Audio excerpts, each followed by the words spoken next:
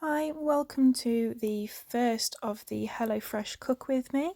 So our first meal that we're going to be doing is going to be this HelloFresh Prawn and Tomato Risotto.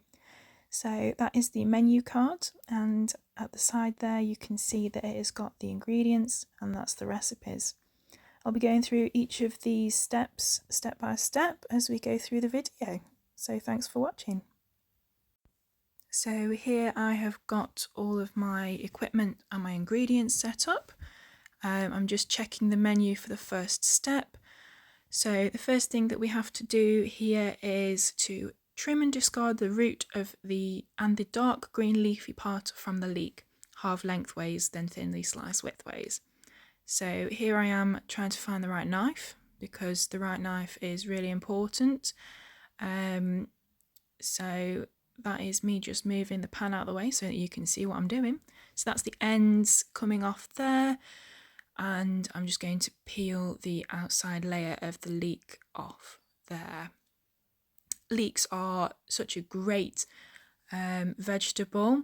As you can see there, it's nice and clean on the inside. The outside of the leek is sitting in the soil when it's grown, so you take that outer leaf off even though you will have washed it, or it'll have been washed in the supermarket.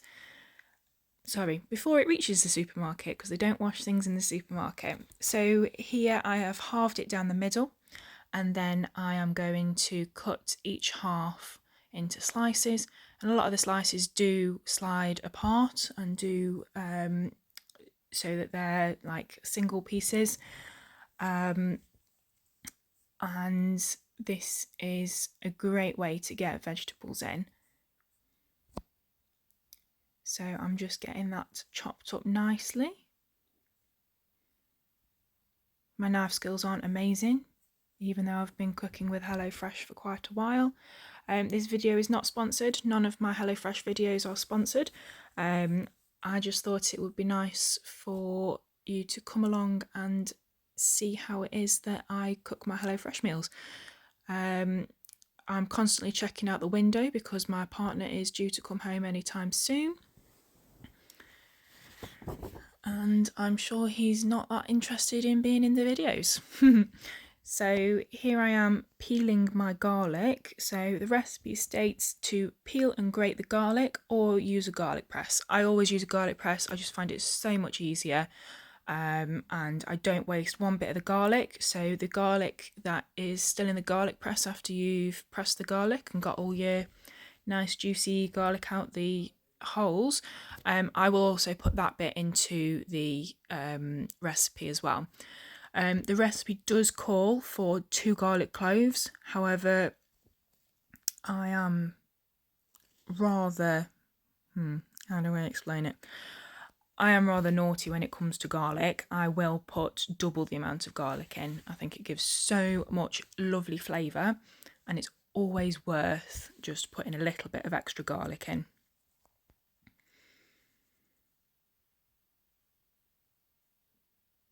So you can see there I am scraping the garlic off the garlic press, and that is me, probably very dangerously, I'm not going to lie, removing the garlic from the garlic press. I don't like to waste my garlic, and garlic that is fresh is so much nicer than dried or powdered garlic or garlic granules, because it's just got that lovely fresh garlic flavour. There really is nothing like fresh garlic. So I'm just popping my garlic press over by the sink because I won't be using it anymore. And then the next step is to pour your water for the stock, which is listed as a pantry item. So you pour your water in for the stock into your saucepan and put it onto a high heat.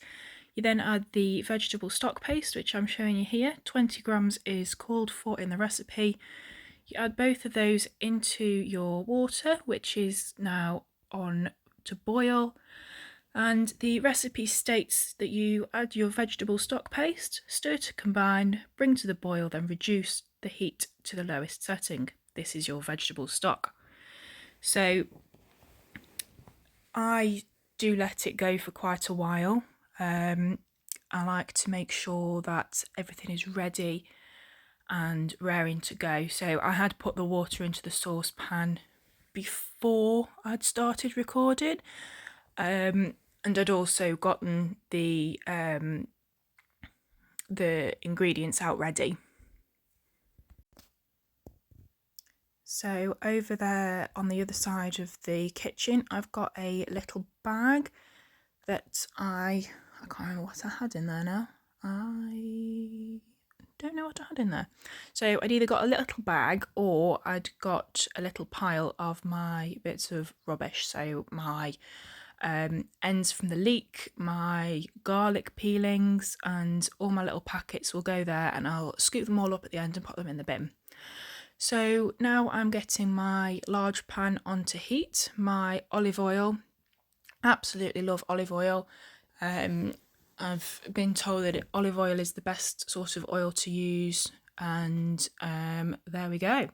So the next step is heat a drizzle of oil in a large wide bottom saucepan on medium heat.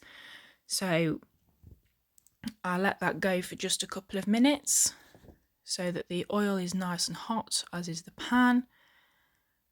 I'm just checking my recipe there again. In there is all our pans and our bits and bobs. So there I am getting my jug, because in a little bit it tells you that you should be using a ladle, but I unfortunately don't have a ladle, so I have to use a jug there. So I'm just checking my recipe again. I always read the recipe a good few times. I deviate from the recipe quite often. Sometimes I'll add extra vegetables. In this case, I got out some tomato passata, but decided not to use it at the last minute. Here I'm putting the leeks in. If I'd got any other vegetables that I was going to put in, like peppers, I could put those in at the same time. So I'm going to give that a stir, break up those bits of leeks so that they are able to soften nicely. So in step 2, it then says after you've heated your oil, you should then, once hot, add the sliced leek and fry until softened. It says 4 to 5 minutes, but it's really important that you use your own judgment. It gives you a time frame so that if you are new to cooking, you can go on times, but it's also really good to learn yourself when things are ready. I will often cook things, and even when it's not quite ready, I'll do the next step, because sometimes you want your chicken to be nice and juicy, and instead of dry. So I'll just give it a good stir here with the leeks, and then I'm popping my garlic in. So I tend to garlic press my garlic onto my board, because then it's there ready and I don't have to squeeze it into the pan, which can sometimes mean that it sticks and burns quicker. I'm just turning the pan down there.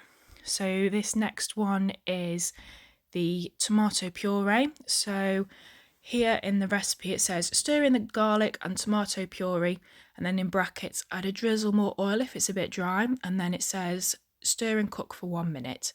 So again, this is something else where you use your own judgment. So I'm just popping this sachet of tomato puree in, and I'm going to give that a good stir, get it all nicely mixed in with the garlic and the leeks. It's okay if things stick a little bit, that's just what happens when you cook. I've just realised that my pan was not on the burner all the way, so that explains why things seems to be sticking on one side more than the other when I was cooking. So it then says, add the risotto rice, stir and cook until the edges of the rice are translucent, 1 to 2 minutes. So again, using your own judgment, and like it says, it's giving you something to look for. The edges of the rice need to be translucent. So I haven't shown this because I'm still learning how to do the camera angles and all that sort of thing. So you'll have to forgive me there. But you are looking for a grain of rice where it's still white in the middle, but it looks clearish on the edges or at the ends. And that is what you're looking for there. So another check of the recipe, and this is our cider vinegar. So it then says at the end of step 2, then add the cider vinegar and allow it to evaporate 30 seconds. It tends to evaporate a lot quicker. And you can see a little bit of steam coming up there, and more as it's getting more over the bottom of the pan, and that just gives it a little bit of added flavour. I have made risottos from HelloFresh meals in the past. After I have done the meal, so I've gotten risotto rice from the supermarket. Here I am turning off the stock and using my obviously amazing ladle, my jug, as you can see, to add the stock into the rice, popping the pan there so that it's easy to access. So yes, as I was saying, I will go and get ingredients from the supermarket and make risottos from scratch, even without the pre-measured HelloFresh ingredients. And it's not difficult, it is quite easy. I have done this with a few meals. I've used some of these menus and recipes to make meals to take to work, and it does work really well. Sometimes it's quite nice to experiment. Here I am doing a bit of seasoning. That's my salt, and here is my pepper. So I've had a new pepper grinder recently, and it is an electric one. It does have a light on it, but it's not very good, unfortunately. My partner is not very happy about the fact that it doesn't work very well.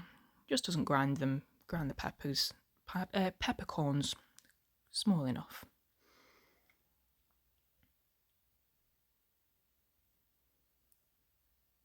So here we are giving all that a stir in.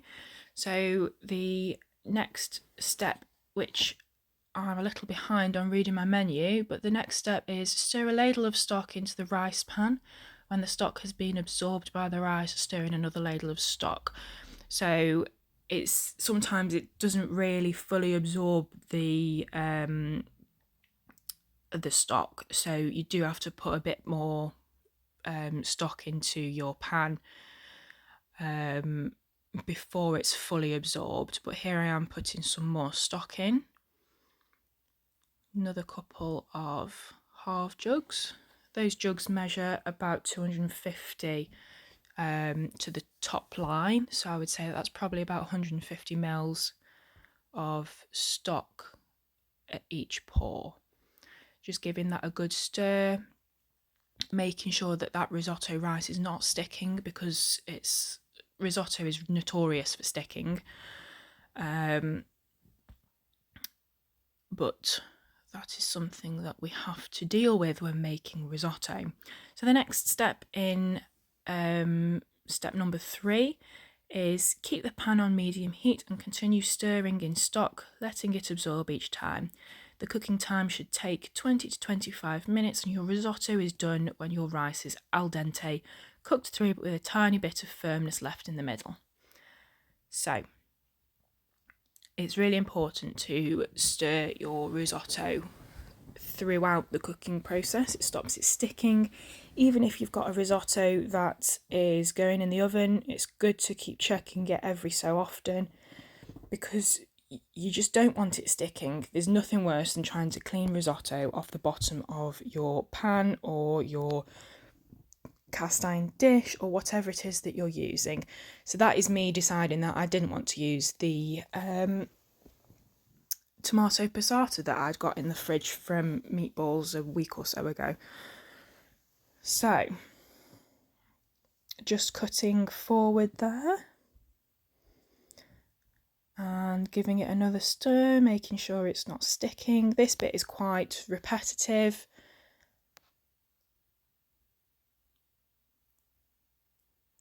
Just smelling, making sure it smells nice. And I can quite easily confirm that this risotto went down a treat with my other half. He absolutely loved it. Just catching a scratch and reading the menu. So here I've decided to drain my prawns. I'm cutting the top off and then going to pop my prawns into a sieve. They come with quite a bit of juice, and I don't particularly like to put the juice into the sauce. I do the same with my chicken if I'm getting chicken, because sometimes it comes with a little bit of juice and it just goes a bit funny when cooking it. So I pop the prawns or the chicken, if I'm doing something with chicken, I pop them into a sieve and I let them drain. Sometimes if there's not much coming off them, I will give them a rinse, but it's just making sure that there's nothing dodgy going on there. So here we are again, just making sure that it's not sticking, and that last bit of stock I'm just going to pour in, getting all the nice bits of sauce from around the edges.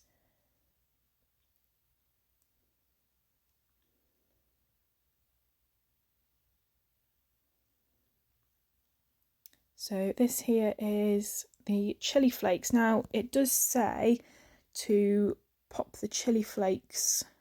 Where's my menu? There, right on the very end. Step number 6. So the last step is finish by scattering the chili flakes over the top, add less if you prefer things milder. However, I have chili flakes in my cupboard or on my little spice carousel. So here I am putting all the chili flakes in, because it all pop the flavour of the chili flakes through the sauce early on, give it a nice flavour, nice and rich, and make it nice and spicy. We don't like too much spice, but we like a good kick. So I'm just stirring those in, adjusting the heat again. And that is me realising that the pan was not all the way over the burner. So I've always cooked on gas. There was a brief period of time where I didn't cook on gas and I despised it. Gas is so much easier to control. So here we are, just moving you so that you can see what is actually going on in the pan. And again, still figuring out those camera controls. Pop in that pan by the sink ready for washing later on. So here we are. The risotto is thickening up quite nicely, and just making sure again that it's not sticking to the bottom of the pan, because there is nothing worse, and giving it lots of stirring. So there's only a couple of things left to put in. We've got the prawns to go in and the Parmesan cheese. So the Parmesan cheese on the recipe is called hard Italian style cheese. It is grated and it is in a little packet. Yet again, making sure that you can see what's going on in the pan. Oh, excuse me there. I'd forgotten I'd put my hand in front of you. There we go. So you can see there that it is bubbling away nicely. I'm forever tapping the spoon on the side of the pan. I want all of my meal working itself to the bone in the pan. I don't want it sitting on the spoon. So there we are again, just getting all that lovely thickened sauce off the side, making sure there's no bits on the side, which there always is because it's inevitable. So there we are, giving it a stir again, tapping my spoon as I always do, and trying to get the edges into the pan. And there we go, another tap of the spoon. I do love cooking risotto. It's one of those cosy, home-cooked meals, and of course a taste test. So at this point it was still a little bit crunchy, the rice was, so that's no problem at all because the prawns had still got to go in. So I was just checking the prawns again and checking that you can see everything again. So zooming out a little bit, I'll have to excuse me, I was in my pyjamas and I'd completely forgotten that I was going to record this video. It's not a very good start to our series. However, in the next video, I promise you I am wearing proper clothes, not just my pyjamas and apron. So behind the scenes, I believe I was getting myself a drink of juice. It was my nana's birthday on this day, so I'd gone to visit her, taken her some flowers in her card, and she'd given me some cake, which was absolutely delicious. It's in that little foil packet, and it was quite a lot that she gave us, and we had the whole thing between the two of us on that evening. It was delicious. So I can see here again that the risotto is soon to need a stir again, and I believe I'll be getting on that very soon. I hope. Maybe this was the time that I think it stuck a little bit to the bottom of the pan. It's probably because I was drinking my juice. There we go. As you can see there, it is stuck a little bit at that top end and throughout, and that is what happens when you don't stir it often enough. But it is really easy to get off. You've just got to go over it with the spoon. When you're using non-stick pots and pans, it's always really important that you don't use metal because it will scrape the non-stick off the bottom of your pans. And because we were sticking just a little bit, I have used a little bit of water. It was cold water, but it'll soon heat up, just to moisten it up a little bit. So it's going to stop it from sticking. So I am going to pick the prawns up. So there they are in the sieve. I've rinsed them. There we go. And what I do, I don't know whether it's correct or not, I separate all the prawns out so that I can see them all. And I'll give them a couple of minutes on one side, and then I'll flip them over. And when I flip them over, you'll see that they are pink. So step number 4 is when the risotto has almost 6 minutes left, drain the prawns, stir the prawns into the risotto and cook until tender for 5 or 6 minutes. And it's always important that you wash your hands and equipment after handling the raw prawns. So I try not to touch the meat if I can avoid it. Sometimes you can, sometimes you can't. That's just so that I don't have to wash my hands in between. So here we are. I've got some pincers. I don't know the official correct name, but these are pincers in my household and always have been and probably always will be. So here I am. I'm just popping those prawns from one side to the other so that they cook evenly. You don't want to cook prawns for too long because they will be rubbery. They're not very pleasant when they're rubbery. So there we go. Just checking that little bit there to make sure that I have not missed any prawns, because there is nothing worse than having a prawn that is not fully cooked. So there we go. So we aren't that far off finishing now. So just checking that prawn again in the middle because that one was not quite cooked. Moving those utensils over to the sink so that they are ready to be washed later on. Now, checking the recipe again, and the next step is step number 5, and it says Once cooked, remove your risotto from the heat and add the hard Italian-style cheese and a knob of butter if you have any. Stir vigorously until the cheese and butter have melted. Taste and add salt and pepper if needed. And then it's got a little tip on the bottom there. Add a splash of water if you feel the risotto is looking a little dry. So my camera had cut off, so I've already added my butter, and at this point I was just taking the top off the cheese, and there you can see the cheese, and I've forgotten to show you it, so there I am showing you after I've put it in. And now I'm just going to give it a good mix up. The butter just makes it nice and silky, and it says a knob of butter, so it doesn't actually tell you exactly how much, so you can put as little or as much as you like in. Sometimes there are recipes that tell you to add a bit of sugar. Now, I don't put any sugar in, you don't need any added sugar. But with butter, it just gives it this nice silkiness. So that is the end of the cooking, and here I am serving it up. So I'll do a couple of spoons in each bowl to start with, and then add as necessary. When I'm serving meals up, I do tend to accidentally drop a little bit on the side. You will see me do this probably quite frequently in these videos, but that is just me. So sometimes, there we go, that's the first one.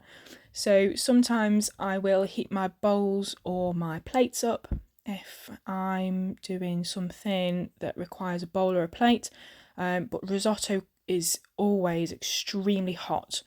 I always give it a minute or two to let it cool down a little bit. So here we are, scraping the last bits out of the pan.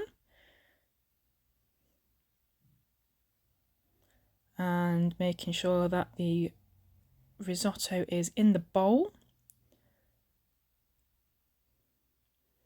It's a good job that you can't hear me, because I am tapping that spoon so hard when I'm tapping it on the side of bowls and pans and all that. So here we are. I've just enjoyed the start of my meal off the work surface. The work surfaces were clean, I can promise you that. There are the chili flakes from my little round Lazy Susan, and there we go. We have got prawn and tomato risotto with leeks, cheese and chili flakes, and a little bit up the sides of the bowls, but there is never anything better. Thank you so much for watching. I'm there enjoying it off the side again, and I'll see you again next time. Thank you, bye.